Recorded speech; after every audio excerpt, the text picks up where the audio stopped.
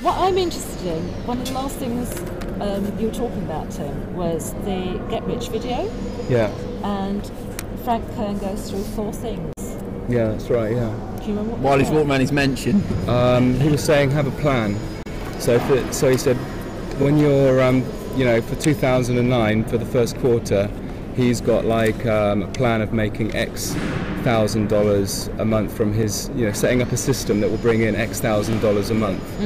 And so he said, don't just say, oh, I want to be rich, because, having $10 is rich to someone who's got nothing. Yeah. So saying I want to be rich is not going to get you anywhere.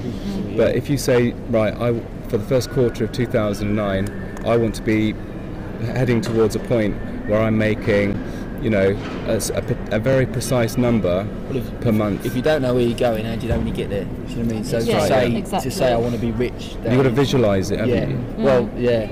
Tim Ferriss covers that in his 4-hour working week as well, and he does it quite well. And if you buy the book, you log into the private forum on Tim Ferriss's site, and he's actually got a spreadsheet there that actually breaks down your goals and actually breaks down what you need to do to achieve those into, I think the actions go as a day, what I need to do now, what I need to do tomorrow, what I need to do next week. Dream calculator or something like that. Yeah. It gives you a target daily income or monthly income, whatever it may be. So if you make £200 a day, that's 50 grand a year. So, but what he does it as, he'll do, right, it's based on mini retirements. So he goes, in 6 months time, my dream is to go to Thailand for 4 weeks and do whatever. I need X amount of money to do that. So that equates to £500 a day, £200 a day, whatever it is. So therefore you then need to get an automated revenue stream or a revenue stream of that amount to allow you to achieve that. And then when you come back, you say, right, in 6 months time I want to go to husky racing in wherever. I think I'm past all that. And all that sort of stuff. Well, you don't have to go husky racing. No. So that's Tim Ferriss, isn't it? Yeah, it's a good read and some real practical advice, but like all of these things, it's about picking out the bits that you can use and that work for you, really. Another one of the 4 things that Frank Kern was talking about was, he said, find someone who is in the position you want to be. So find someone who's rich, find someone who's successful, and model yourself on them. I think that's really great. I mean, these sort of things, they come up in books. I mean, I'm sure that 7 Secrets of Highly Successful People, Covey, really good book. It's probably the same sort of thing, but if it works, then they stand the test of time, don't they? Well, I think this is one of the benefits of meeting up today as well. I know we've just started filming, but we've got 3 hours we've been here, and we've all sort of on our little journeys got different skills or whatever, and we've all got something out of it. How, do you know what I mean? And we've all got different.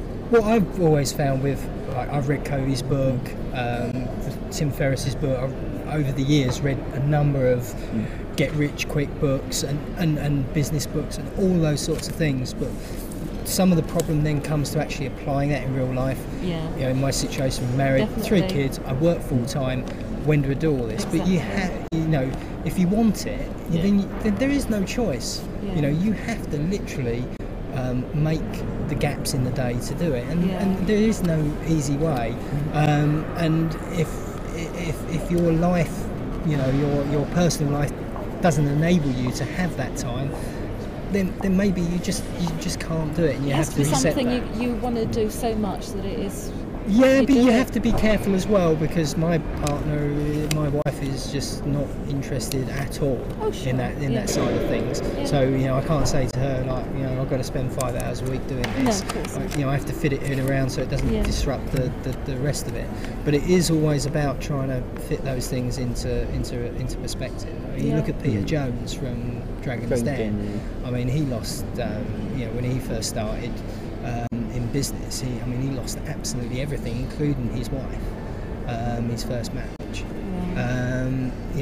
Trying to get his business off the ground. But now he's actually turned it all around, and obviously where he is. But he gave a lot away for it. They all seem to go through that. All the high-profile entrepreneurs have all been that roller coaster, haven't they? That up and down. You've got to be just as determined when things go down as well. You've just got to pick yourself up. Get back on that horse. That's why when you're doing like the first part of the challenge, I think you know, you can't expect it all to come at once. You've got to keep digging away, and if the first niche doesn't work, you've got to find another one and keep going. For example, your 6 niches, you know what I mean? You've what I found is that when someone has a success, I mean, you've got like thousands and thousands of people who are doing the 30-day challenge. As soon as someone has like an overnight success, the first thing they're going to do is going to tell everyone, and everyone pats them on the back and goes, "That's fantastic, great news." But it makes, because everyone else out there hasn't had that same luck, you know, they feel that they might be doing something wrong or that kind of thing. But I've done 6 niches before this one, and for one reason or another, it hasn't panned out.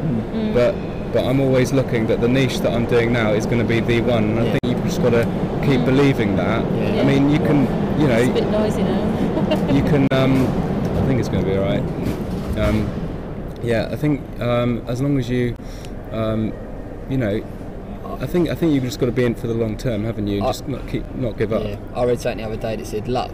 The equation of luck is preparation plus opportunity. Yeah. So it'll come, I'm sure. Just to make Do you know your what I own mean? luck. Yeah. I'm sure it will. And if you think of, I mean, I don't know how long it took you to pick your first niche, but for me it came quite quickly because, you know, none of the ideas I thought of, they were all new to me. So, you Mine know, finding took something that's weeks. when I, If not months, well, at least weeks. yeah, when I thought my second one, Yeah. I really struggled. I mean, I actually spent 3 hours one evening trying to adapt something. Layering them 3 up hours with is some nothing. work. It really took me weeks. Yeah.